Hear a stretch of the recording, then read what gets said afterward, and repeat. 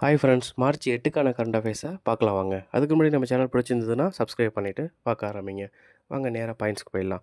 First point, மத்திய கிழக்கு நாடுகளில் போர்கள் நாளுக்கு நாள் விரிவடைந்தே வரதுனால கச்சா எண்ணெய், அப்புறம் எரிபொருள் இதெல்லாம் தட்டுப்பாடு சூழல் காரணமாக சமையல் சிலிண்டர் விலை ரூபாய் 60 உயர்த்தப்பட்டிருக்கு. அடுத்த பாயிண்ட்டு, நாடு முழுவதும் உள்ள 1140க்கும் மேற்பட்ட தேசிய நெடுஞ்சாலை சுங்கச்சாவடிகளில் சுமார் 5100 பெண் ஊழியர்களை நியமனம் பண்ணியிருக்காங்க. NHAI, national highway authority of India. அடுத்த பாயிண்ட், பாரதியார் இல்லம் என்கிற பெயரில் புதிய சமூக ஊடகத்தள பக்கத்தை இன்ஸ்டாவில் நேற்று தமிழக அரசால் தொடங்கி வைக்கப்பட்டிருக்கு. கிராமப்புறங்களில் மானிய விலையில் நாப்கின்கள் கிடைக்கிறதுக்காகவே முதல்வர் மருந்தகங்கள் திட்டம் தமிழகம் முழுவதும் விரிவுபடுத்தணும் அப்படின்னு உயர்நீதிமன்றத்தில் தமிழக அரசு தெரிவிச்சிருக்காங்க.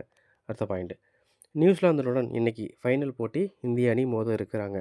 கோப்பையில் வெல்லும் அணிக்கு ஃபஸ்ட் ப்ரைஸாக 27.48 கோடி பரிசு தொகையை கொடுக்குறாங்க. செகண்ட் ப்ளேஸ்க்கு 14.65 கோடி.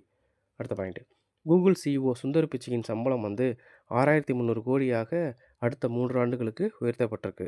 இது உலகிலேயே அதிக சம்பளம் வாங்கும் CEO அப்படிங்கிற பெருமையை இவர் பெற்றிருக்காரு. அடுத்தடுத்த இடங்களில் மைக்ரோசாஃப்ட்டில் சத்யா நதல்லா இருக்கார்.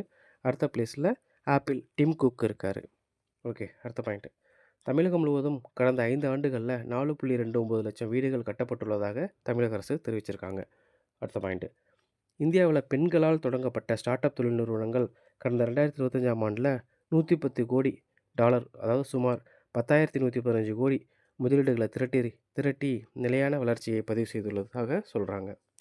அடுத்த பாயிண்ட்டு, நேபாள தேர்தலில் ஏற்கனவே 4 முறை பிரதமராக இருந்த KP சர்மா ஒலியை வீழ்த்தி ராஷ்ட்ரிய சுதந்திர கட்சியின் இளம் தலைவராக பாலேந்திர ஷா பாலன் அப்படிங்கிறவர் வரலாறு சாதனை படைச்சிருக்காரு.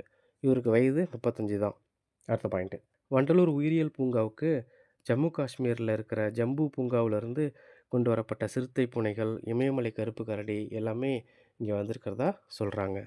Okay, thank you. நாளைக்கு வேறு ஒரு கண்டவிஸில் பார்க்கலாம்.